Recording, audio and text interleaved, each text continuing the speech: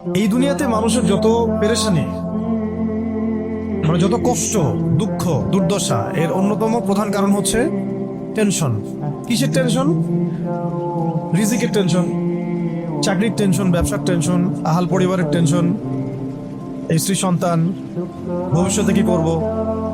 দুনিয়ার টেনশনই তো বেশি, যদিও টেনশন থাকার দরকার ছিল পরকালের বেশি। দুনিয়ার টেনশন এবং পরকালের টেনশন সব দূর হয়ে যাবে যদি কেউ বেশি বেশি দরুদ পাঠ করে। এটা হাদিস থেকে বললাম।